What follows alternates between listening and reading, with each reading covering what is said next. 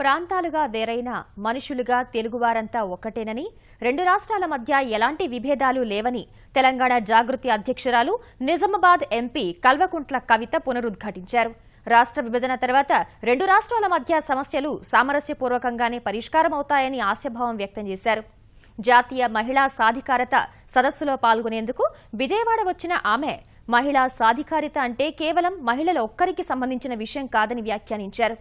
ఆంధ్రప్రదేశ్ మహిళల్లో ఉద్యమ స్ఫూర్తి ఎక్కువన్న ఆమె ఎన్నో ఉద్యమాలకు ఈ నేల వేదికగా నిలిచిందని ఈనాడు ఈటీవీకి ఇచ్చిన ముఖాముఖిలో తెలిపారు.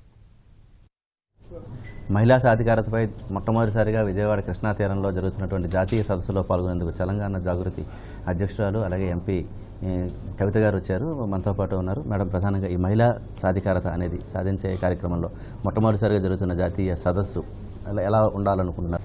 మంచి కార్యక్రమం అండి, చాలా మంచి కార్యక్రమం. భారతదేశానికి సంబంధించినటువంటి అత్యున్నత వ్యవస్థ అయిన పార్లమెంటరీ వ్యవస్థ, అదేవిధంగా ఆంధ్రప్రదేశ్ లెజిస్లేటివ్ అసెంబ్లీ అందరూ కూడా కలిసి చేస్తున్నటువంటి కార్యక్రమం.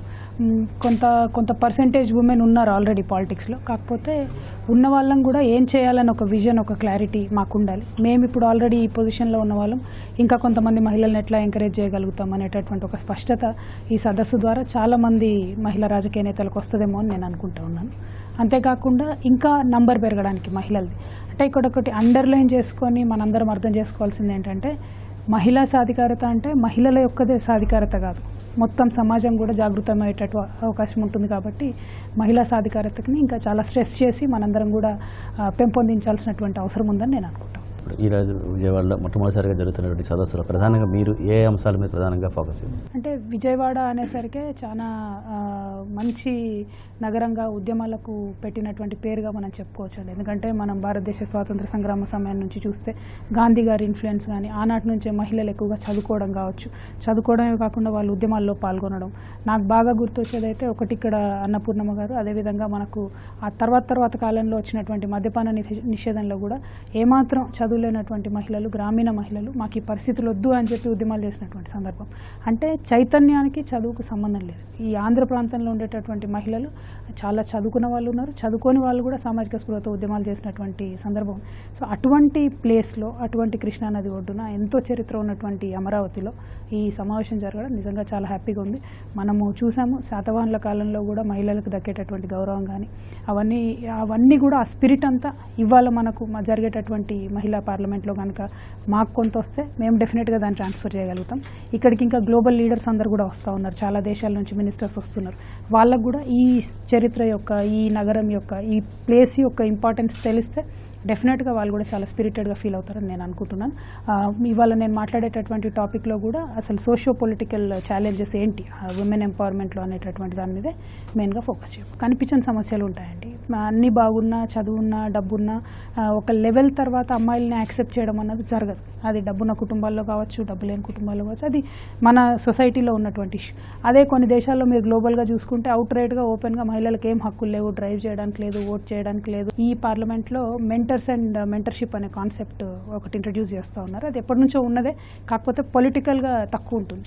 సో దాని మీద ఇంట్రడ్యూస్ చేస్తూ ఉన్నారు. ఐ థింక్ ఆ కాన్సెప్ట్ తీసుకొని మాలాగా కొంత ఒక స్థాయికి వచ్చినటువంటి మహిళలు మిగతా మహిళలను ఎంకరేజ్ చేయగలిగితే మాత్రం మంచి మార్పు వస్తుందని నేను. రాష్ట్ర విభజన జరిగిన తర్వాత తొలిసారిగా ఈ ప్రాంతంలో ఈ సదస్సు జరుగుతుంది. రాష్ట్ర విభజన అనేది చారిత్రకంగా జరిగింది కాబట్టి ఇరు రాష్ట్రాల మధ్య సంబంధాలు ఏ విధంగా ఉండాలి?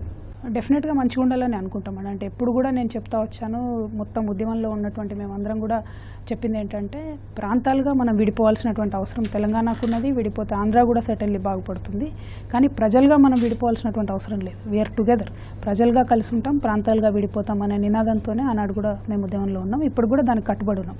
కాబట్టి మీరు చూసారు, చిన్న ఏమైనా పొరపొచ్చాలు, ఉద్యోగస్తుల విభజన, ఈ ఎలక్ట్రిసిటీ, ఇట్లాంటి విషయాల్లో చిన్న ఇష్యూస్ ఏమన్నా ఉండొచ్చు. కానీ అది గవర్నమెంట్ టు గవర్నమెంట్ ఇష్యూస్, అది గవర్నమెంట్ స్థాయిలో తేలిపోతుంది. దానికి పెద్దగా మనం టెన్షన్ పడాల్సింది లేదు.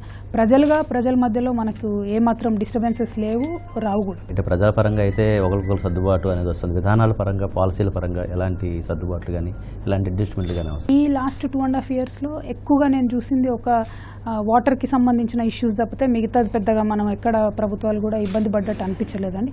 ఏమన్నా చిన్న చిన్న ఇష్యూస్ ఉంటే కేంద్రం ముందర 2-3 కమిటీస్ ఉన్నాయి. దాంట్లో అది అఫీషియల్ ప్రాసెస్ అండి. అంటే ఆంధ్ర తెలంగాణ అనేది స్పెసిఫిక్గా మనం భూతద్దం పెట్టి చూడాల్సిన అవసరం లేదు. జార్ఖండ్ విడిపోయినప్పుడు అంతే జరిగింది, ఉత్తరాఖండ్ విడిపోయినప్పుడు అంతే జరిగింది. ఉత్తరాఖండ్ విడిపోయి దాదాపుగా 12 ఏళ్ళు అవుతుంటే ఇప్పటి వరకు కూడా వాళ్ళు స్టాఫ్ కలుస్తూ ఉంటారు వచ్చి, మాది ఇంకా అడ్మినిస్ట్రేటివ్ ఇష్యూస్ ఉన్నాయి మేడం, ఇంకా సాల్వ్ అవ్వలేదని. సో అది నార్మల్ ప్రొసీజర్. ఒక రాష్ట్ర ఏర్పాటు జరిగినప్పుడు డెఫినెట్గా కొన్ని సంవత్సరాలు దానికి సంబంధించిన ఇష్యూస్ ఉంటాయి. దాన్ని పెద్ద ఇమోషనల్గా తీసుకొని ప్రజలుగా మనం డిస్టర్బ్ అవ్వాల్సిన అవసరం లేదు. ఎందుకంటే లక్ష్యం సాధించడం ఎవరికి వాళ్ళు విడిగా ఉన్నాం, ఎవరి అభివృద్ధి వాళ్ళు చూసుకోవడం అన్నది ఇంపార్టెంట్. తొలిసారిగా విజయవాడ వచ్చారు, ఎలా అనిపించింది?